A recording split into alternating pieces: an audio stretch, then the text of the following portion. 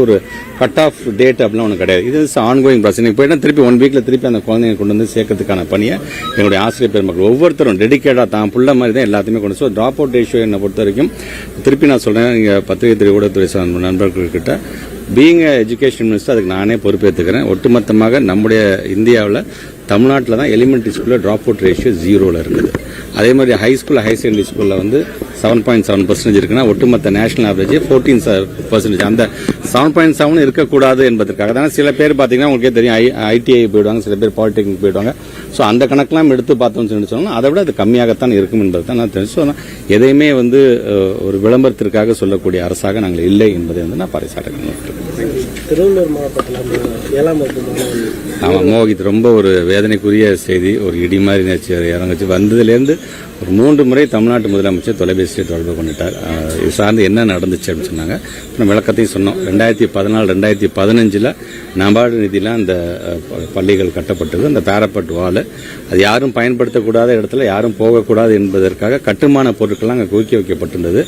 அந்த கட்டுமான பொருட்கள் 2 நாளுக்கு முன்பாகத்தான் அங்கே வேலை செய்யறோம். அது முழுமையாக அதை கிளியர் பண்ணி எடுத்துட்டு போயிருக்காங்க. கிளியர் பண்ணி எடுத்துட்டு போனதுக்கு முன்னாடி அது ஏதோ பாதுகாப்பு இடம் மாதிரி என்று நினைச்சு கொண்டு இந்த பிள்ளைங்க போய் அங்கே உட்காந்து படிக்கும்போது எதிர்பாராத அந்த சம்பவம் நடந்திருக்குது. பட் என்னை பொறுத்த வரைக்கும் அந்த பள்ளி சார்ந்திருக்கின்ற அஜாக்கிரதையாக யார் இருந்தாலும் என்னை பொறுத்த வரைக்கும் அது வந்து அவங்க குற்றம் செய்ததாகத்தான் அதை நான் சொல்றேன். பட் இனியோ எஃப்ஐஆர் பதிவு செஞ்சிருக்கோம். அதுக்கான ப்ராப்பர் என்கொயரி வந்திருக்குது. தமிழ்நாட்டு முதலமைச்சர் 3 லட்சம் ரூபாய் நிதியுதவி என்னதான் பணம் கொடுத்தாலும் போன உயிர் திரும்பி வரப்போவதில்லை. ஸோ அவங்க என்னென்ன கோரிக்கைலாம் வைக்கின்றார்களோ அதை நம்முடைய தமிழ்நாட்டு முதலமைச்சர் கொண்டு சென்று அதை சரி செய்து தர வேண்டியது எங்களுடைய கடமை. அதே நேரத்தில் அந்த பையனுக்கு இன்னொரு சகோதரர் இருக்கதாக கூட சொல்லியிருக்காங்க. கலெக்டர் ஆஃபீஸில் நான் கூப்பிட்டு சொல்லியிருக்கேன். அந்த சகோதரருக்கு என்ன தேவையோ கல்வி சார்ந்து நம்ம என்னென்ன உதவி செய்ய வேண்டுமோ அதை முழுமையாக செய்த வேண்டும். முழுமையாக அந்த குடும்பத்திற்கு பக்கபலமாக நாம் இருந்திட வேண்டும் என்பதை தான் இந்த நேரத்தில் நான் தெரிவிக்க கடமைப்பட்டேன். ஸ்ரீரங்கம் மாநகராட்சி பள்ளி ஒன்று அம்மாமண்டபத்தில் ரங்கநாதர் மெட்ரிகுலேஷன் இது 8ஆம் வகுப்பு படிக்கும் மாணவர்கள் இருக்காங்க. அவங்களுக்கு விளையாட்டு மைதானம் அங்கே இல்லை. பக்கத்தில் இருக்கக்கூடிய ஒரு காலி கிரவுண்ட் வந்து மாநகராட்சிக்கு சொந்தமான இடமா இருக்கு.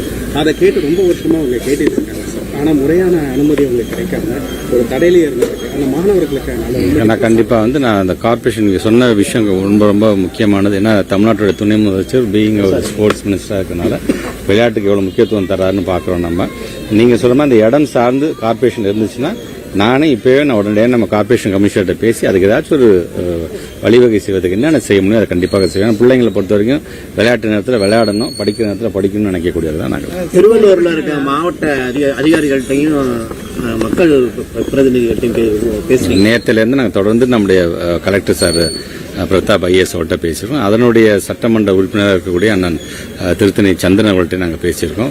முதலமைச்சர் அலுவலகத்தில் பேசியிருக்கோம். நாங்கள் அங்கே இருக்கின்ற சிஓஸ் மூலமாக என்ன நடந்திருக்கு, ஃபர்ஸ்ட் ஹேண்ட் இன்ஃபர்மேஷன் என்ன அப்படிங்கிறதையும் முழுமையாக வாங்கியிருக்கணும். பட் வழக்கு பதிவு செய்யப்பட்டிருக்கின்றது. அது சார்ந்து ஒரு பணிகள் நடக்குது என்று சொன்னாலும் அந்த குடும்பத்தை சார்ந்திருக்கின்ற ஒவ்வொருவர்களுக்கும் நாங்கள் இந்த நேரத்தில் நாங்கள் வந்து உறுதுணையாக இருக்க வேண்டியது எங்களுடைய கடமையாக நான் பார்க்கின்றோம். அவமதி வழக்கில் வந்து ஜிஎஸ் சாமிநாதன் வழக்கு விசாரிக்க சொல்லி கோர்ட்டு உத்தரவு கொடுத்துருக்கு. எது சார்ந்து சொல்லுங்க? திருப்பரங்குன்றம் பிரச்சனை. திருப்பரங்குன்றம் சார்ந்தா சரி, வெறும் பள்ளிக்கல்வித்துறை சார்ந்து மட்டும் பதில் சொல்லுங்க.